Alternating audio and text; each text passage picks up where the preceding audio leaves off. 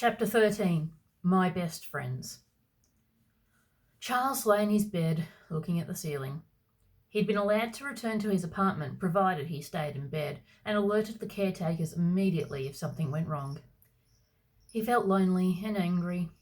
Charlie hadn't needed training. It was only a ruse to keep his fat grandfather out of the way. The insult stung. Charles could have turned on the TV. He could have read the 20 or so books that the twins had brought him, but he couldn't bring himself to even lift his head. He was getting old. He just had a heart attack, for Pete's sake. His hips were constantly locking up, and his reaction time wasn't what it once was. His thoughts turned to the past. Joe, Tim, and him. They'd been unstoppable back in their day. "You're certain this is going to work?" Joe looked doubtfully at the go-kart, which Tim was 100% certain was going to work. "Yep," Tim grinned back.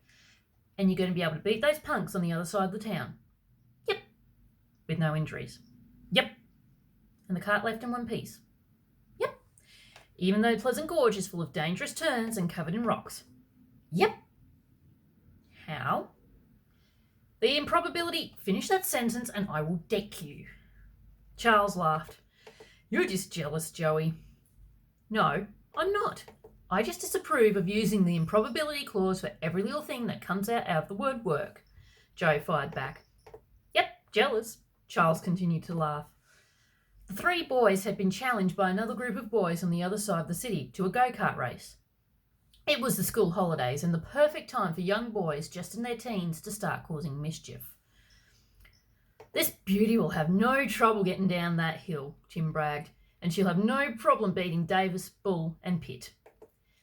This beauty was made of old plywood and tape, with some baby carriage wheels to finish it off. "Oh, we're doomed." Joe buried his face in his hands, his long hair falling around his face. As the oldest, Joe was usually the most level-headed, and often kept the other two out of trouble. Tim was next, and he was always in trouble. Charlie was the littlest, and tagged along with whatever Tim wanted to do. "You're such a spoil-sport, Joey." Tim poked his best friend in the ribs. "We'll be fine." "Besides, the girls will be there watching," Charles piped up, earning him last from the older two. "Charles got a girlfriend, has he?" Joe ruffled his friend's hair. "No," Charles shoved him back. "Well, I will by the end of the week. I reckon Denise likes me." Tim smirked, proud of himself. "Denise Fairweather? No way." Charles frowned. "You're too fat." "Yeah, Tubby." Joe gave Tim a good push. "You need to stop eating for a month. Then you might stand a chance." "Yeah, and you need to eat for a month and you might have a chance with Delilah," Tim said slyly. "You know that's an arranged marriage. I have no choice in the matter." Tim groaned. Joe groaned. "You like her." "Do not. The only thing stronger than your love for Delilah is your jealousy for the improbability clause." "Get back here, you little runt." Charles roared with laughter as Joe tore after Tim, who ran off laughing. The kids from the other side of the city had a beautiful new store-bought car that looked stunning. Its metal exterior gleamed and the paintwork was exquisite. Joe looked doubtfully at Tim's cart. The thing looked perilously close to breaking apart. The tape looked ready to rip at a moment's notice. "Look at that! No way is they even going to make it to the finish line." Bull laughed. "She will too," Tim fought back. "Oh, please, it's barely holding together as it is." Pitt jeered. "One week's pocket money says otherwise." "You're on." Well, hang on. Joe tried to intervene. He really didn't want to give up a week's pocket money, especially when he was so close to finishing his model plane collection. "Too late, unless you're a wussy," Bull teased. The others started chanting wussy until Joe gave up. 4 of the boys piled into the 2 carts, with Joe and Davis ready to push the carts down the steep slope that had been the bank of Lake Pleasant until it had been drained. "On your mark, get set." The weaselly, pimply Mitch from their class got ready to start the race. No one particularly liked him, but he was good for little things like this. Go! Both boys pushed as hard as they could before jumping into the back of the carts. The two small vehicles tore down the slope. Watch out! Yelped Joe as the poorly constructed cart rattled over a large rock.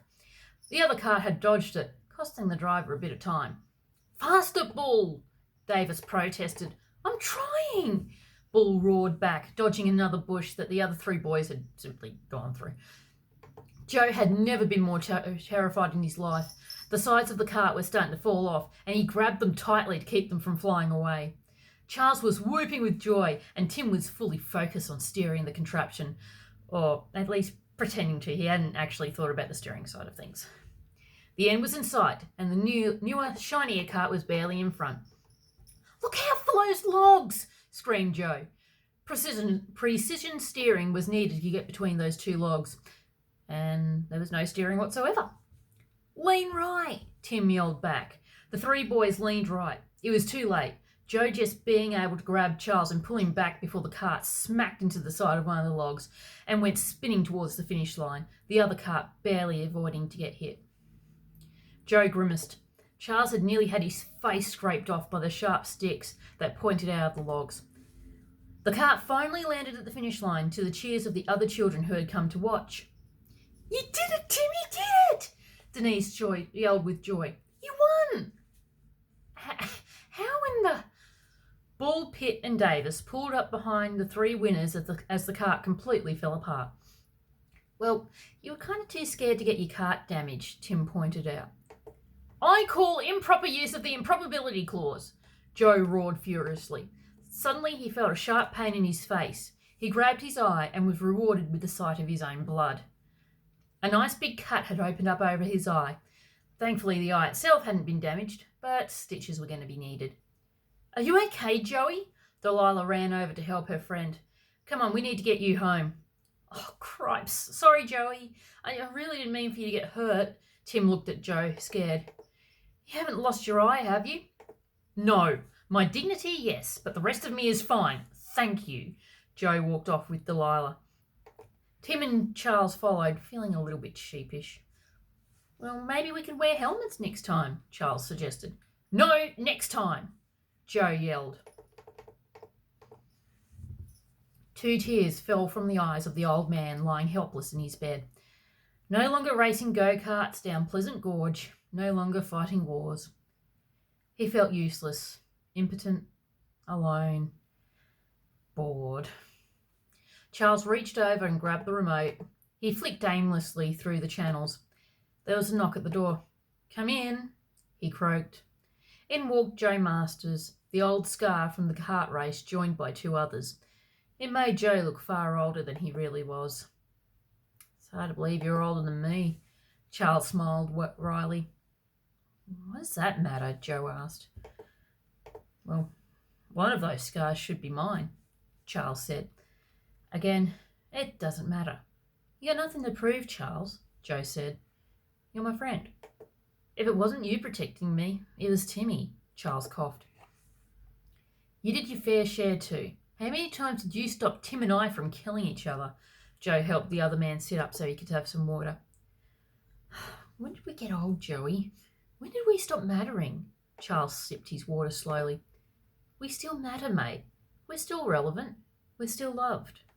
Joe took the cup as Charles lay back down.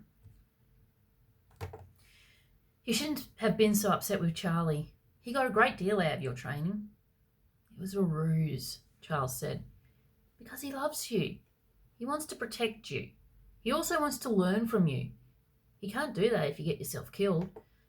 Joe tried to reason with his old friend. Charles lay back. I can't stop, Joey. I need to be out there. I need to be doing something. Joe sighed. Charles was never going to stop, and that was true. He had always been ready to sign up to whatever stupid plan Tim had going. He was always the first to volunteer for a dangerous mission when they'd been at war. He'd scoffed at anyone who'd hung back. He was prepared to do anything, any dare, any favour, anything to get himself noticed.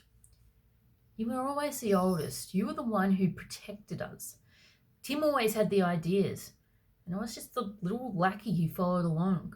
because you two were the most awe-inspiring kids in the neighbourhood. Everyone wanted to be you guys, and you didn't mind that I tagged along. You made me feel like I was your friend.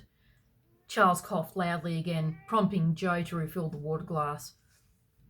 Joe watched helplessly as the younger man's coughing fit got worse. He reached up to push the red button that would call for help, but Charles stopped him. No, it's all right, I'm fine, Charles coughed out, clearly not fine. Joe continued pushing the button. No, don't push. I'm fine.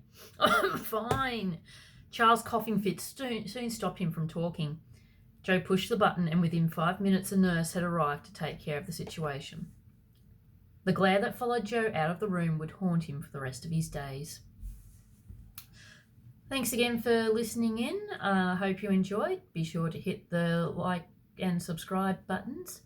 And be sure to check out www.chucklesandgiggles.com. We got Discord server, our comic, and 97 chapters of, well, whatever this is. Have a good day. Take your meds if you've got them. Give your loved ones a hug and, a socially distanced hug, safety and all that. And we'll see you next time.